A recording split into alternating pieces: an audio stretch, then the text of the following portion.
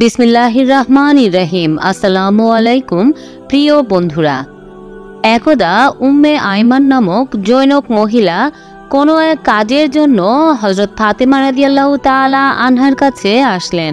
তিনি ফাতেমা রাদিয়াল্লাহু তাআলা আনহার দরজায় এসে তাকে ডাকবেন কিনা তা ভাবছেন।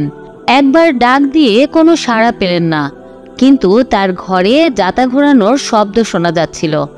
এবার উম্মে আইমান চিন্তা ভাবনার পর ঘরের এক ফাঁকা দিয়ে তাকিয়ে দেখে হযরত ফাতেমা রাদিয়াল্লাহু তাআলা আনহা দারুণভাবে ঘুমাচ্ছেন, কিন্তু জাতাটা আপনা আপনি ঘুরছে এবং হযরত হুসাইন রাদিয়াল্লাহু তাআলা আনহুকে একজন সুন্দর সুশ্রী জৈনক মহিলা দোলনায় দোল খাওয়াচ্ছেন এবং অপর একজন সুন্দরী মহিলা চৌকির ওপর বসে তসবিহ পাঠ করছেন, কিন্তু তাদের কারো চেহারা দেখা যাচ্ছিল না।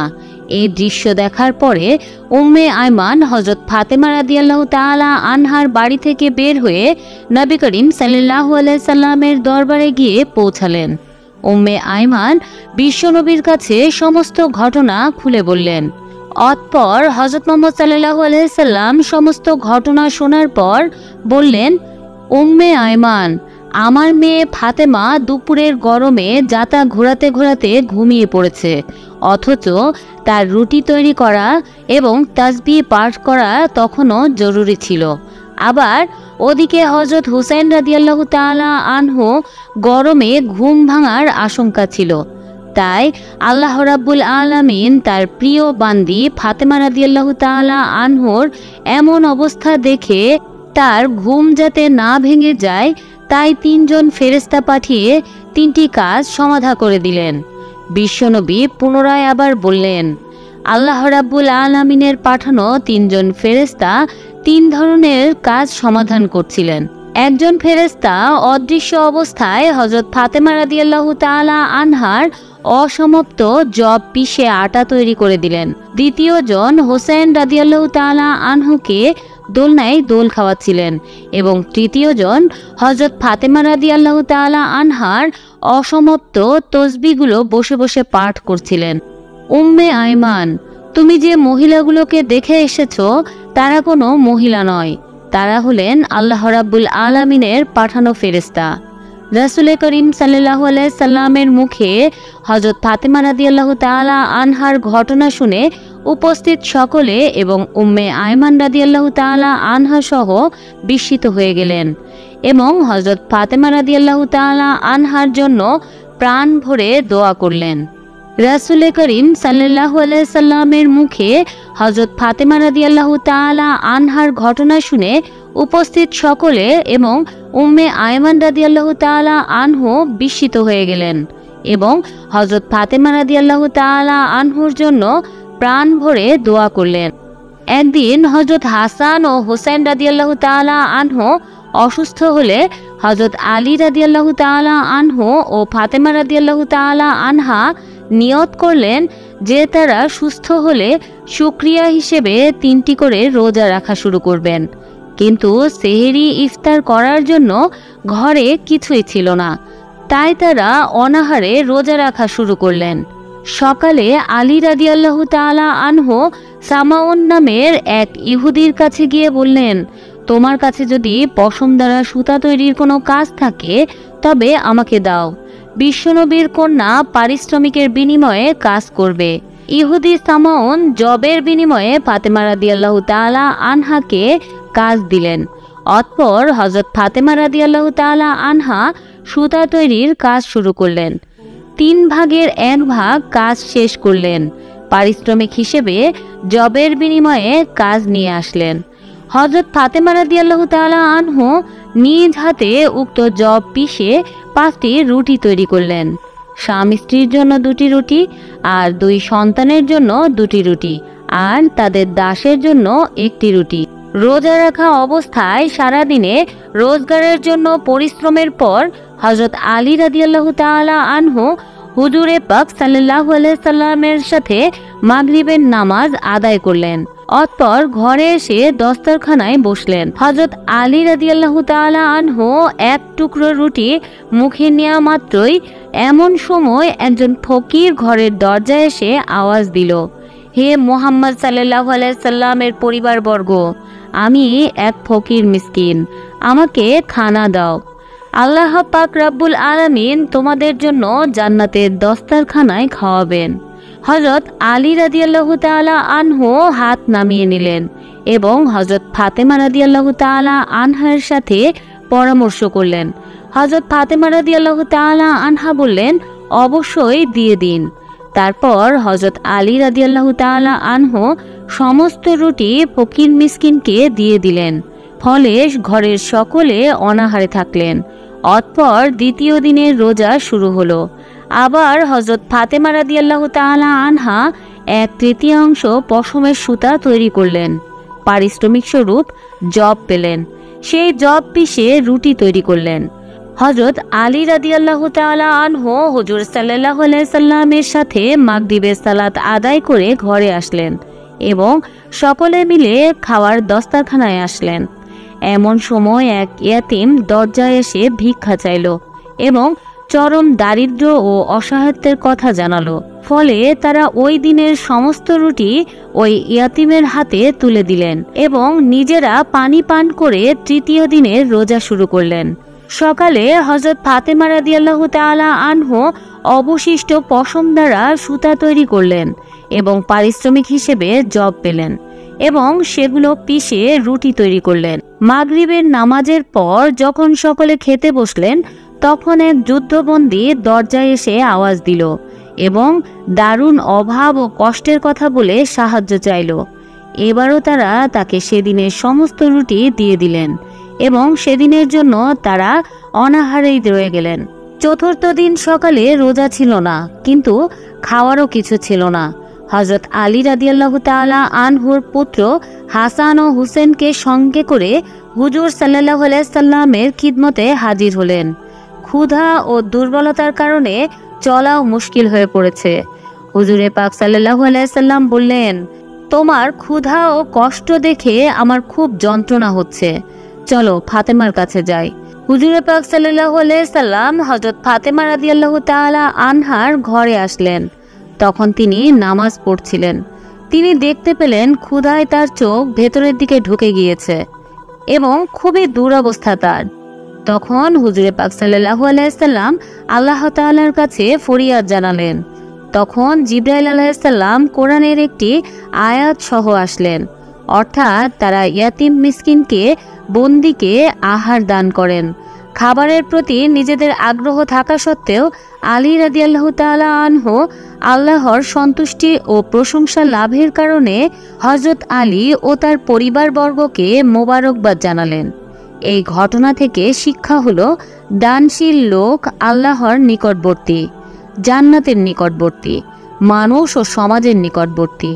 একমাত্র আল্লাহ তাআলার উদ্দেশ্যে দান করলে আল্লাহ তাআলা তাদের প্রশংসা করেন। হযরত আলী রাদিয়াল্লাহু তাআলা আনহু ও হযরত ফাতেমা রাদিয়াল্লাহু তাআলা আনহায়ের দানে আল্লাহ পাক সন্তুষ্ট হয়ে ওহী নাজিল করেছেন। তাদের দান কতটা উচ্চ পর্যায়ের ছিল, সুবহানাল্লাহ।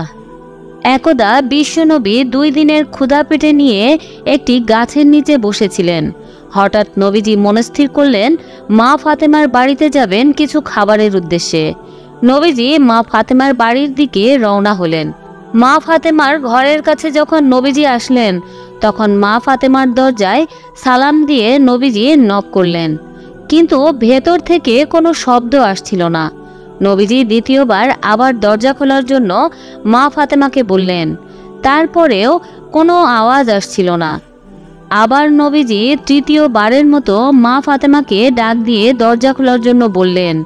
তারপর ভেতর থেকে মা ফাতেমা তখন বলতে লাগলেন, বাবা গো, আমি কিভাবে দরজা খুলব? আমার পরনে যে ছোট্ট একটা কাপড়, পায়ের দিকে ঘুরলে মাথার দিকে খালি হয়ে যায়, আবার মাথার দিকে ঘুরলে পায়ের দিকটা খালি হয়ে যায়। বাবা গো, আমি কিভাবে দরজা খুলব? এবার নবীজি তার মাথা থেকে পাগড়িটি খুলে দরজার ফাঁক দিয়ে মা ফাতেমাকে দিয়ে দেন এবং বললেন, মা, আমার পাগড়িটা মাথার দিকে দাও। মা ফাতেমা নবীজির পাগড়িটা মাথার দিক দিয়ে তারপরে দরজা খুলে দেন বিশ্বনবী ঘরের ভেতর প্রবেশ করে দেখেন মা ফাতেমা কান্না করছেন। এবার নবীজি মা ফাতেমাকে জিজ্ঞাসা করলেন, মা তুমি কেন কান্না করছো? আমি বুঝেছি, তুমি বুঝি আমাদের গরিব এই অবস্থা দেখে কাঁদছো। এবার মা ফাতেমা জবাব দিলেন, আব্বা যান, আমি আপনার গরিবী অবস্থা দেখে কাঁদছি না। আজকে 3 দিন যাবৎ আপনার আদরের নাতি হাসান এবং হোসেন না খেয়ে ক্ষুধার যন্ত্রণায় তারা 2 ভাই কান্নাকাটি করছে।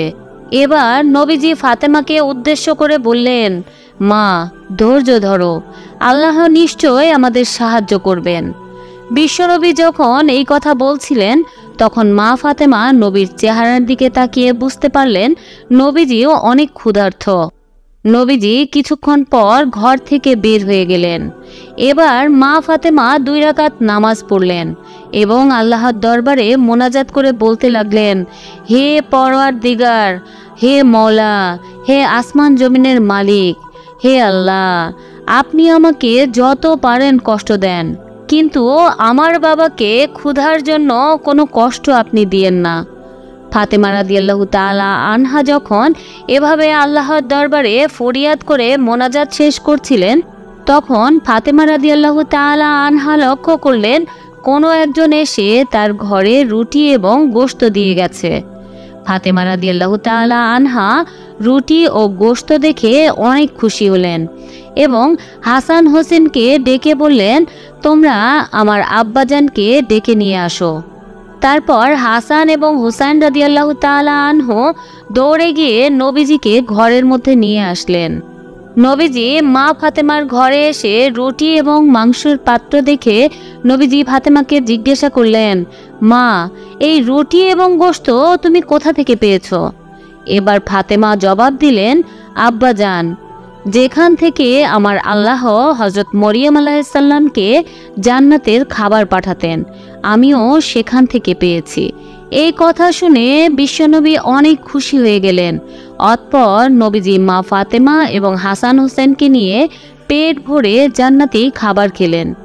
অতঃপর অনেকগুলো খাবার তারা খাওয়ার পরেও অবশিষ্ট রয়ে গেল।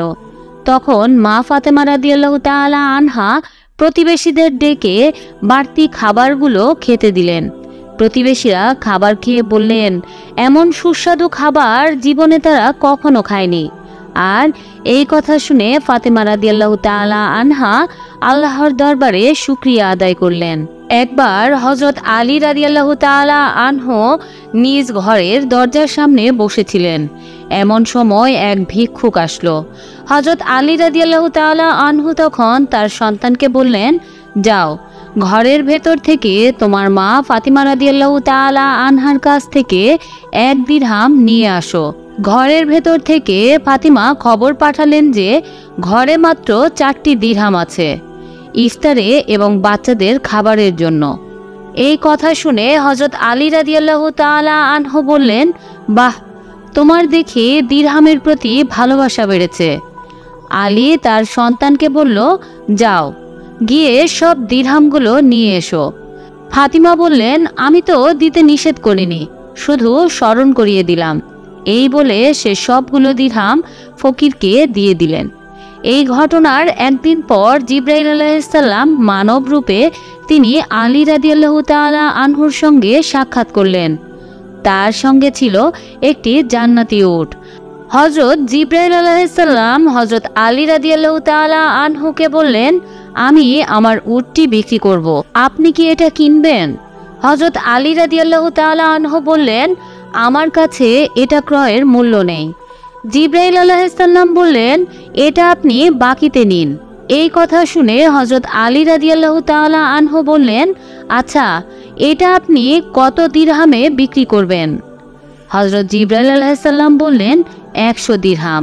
এরপর হযরত আলী রাদিয়াল্লাহু তাআলা আনহু 100 দিরহামের বিনিময়ে ক্রয় করলেন। তারপর তিনি পথ চলতে লাগলেন। এর কিছুক্ষণ পর বেদুইন রূপে হযরত মিকাইল আলাইহিস সালাম তার সঙ্গে দেখা করলেন এবং জিজ্ঞাসা করলেন, আপনি এই উটটি বিক্রয় করবেন?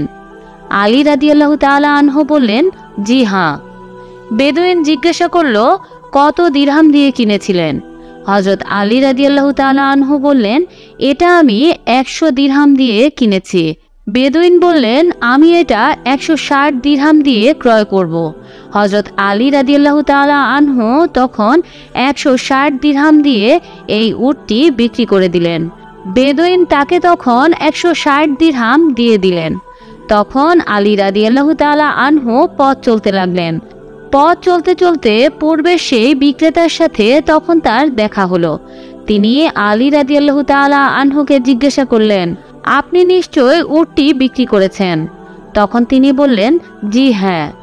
তাহলে আপনি আমার প্রাপ্য পরিশোধ করুন। এরপর আলী রাদিয়াল্লাহু তাআলা আনহু কথা মতো 100 দিরহাম দিয়ে দিলেন। তখন তার সঙ্গে ছিল বাকি 60 দিরহাম। তা নিয়ে তিনি বাড়ি ফিরে আসলেন এবং ফাতেমার সামনে সেগুলো রাখলেন। ফাতেমা রাদিয়াল্লাহু তাআলা আনহা আলী রাদিয়াল্লাহু তাআলা আনহুকে জিজ্ঞাসা করলেন, এত দিরহাম কোথায় পেলেন? তখন আলী রাদিয়াল্লাহু তাআলা আনহু বললেন, আল্লাহর সঙ্গে 6 দিরহাম দিয়ে ব্যবসা করেছি, তিনি আমাকে 60 দিরহাম দিয়েছেন। তারপর সে হযরত মুহাম্মদ সাল্লাল্লাহু আলাইহি সাল্লামের কাছে গিয়ে সব ঘটনা খুলে বললেন। তখন হযরত মুহাম্মদ সাল্লাল্লাহু আলাইহি সাল্লাম বললেন, তুমি কি জানো পথের প্রথম ব্যক্তি জিবরাইল আলাইহিস সালাম আর ক্রেতা ছিলেন মিকাইল আলাইহিস সালাম। এরপর তিনি বললেন, শোনো হে আলী, আল্লাহ পাক তোমাকে এমন 3টি রত্ন দান করেছেন যা তিনি কাউকে দান করেননি। তোমার স্ত্রী জান্নাতের রমণীদের সর্দারনী, তোমার পুত্রদ্বয় জান্নাতের যুবকদের নেতা, আর তোমার শ্বশুর নবীদের সর্দার। সুতরাং আল্লাহর এই দানের ব্যাপারে তার কৃতজ্ঞতা প্রকাশ করো এবং সেই সব নিয়ামতের ব্যাপারে তার প্রশংসা করো যা তোমাকে দিয়েছেন। বন্ধুরা, ঘটনা থেকে শিক্ষণীয় হচ্ছে দান করা অতি উত্তম, অতি মর্যাদাপূর্ণ নেক আমল। আল্লাহ দানকারীকে দুনিয়াতে 10 গুণ বাড়িয়ে দেন। তবে হালাল সম্পদ দ্বারা দান করে খোটা দানকারীদের জন্য রয়েছে আযাব। প্রিয় বন্ধুরা, আজকের ভিডিওটি এই পর্যন্তই। ভিডিওটি ভালো লেগে থাকলে অবশ্যই একটি লাইক ও আপনার একটি মূল্যবান কমেন্টের মাধ্যমে আমাদের সাথেই থাকবেন। পরবর্তী ভিডিও দেখার আমন্ত্রণ জানিয়ে আজকের মতো এখানেই বিদায় নিচ্ছি। ভালো থাকবেন, সুস্থ থাকবেন এই প্রত্যাশায়। আল্লাহ হাফেজ।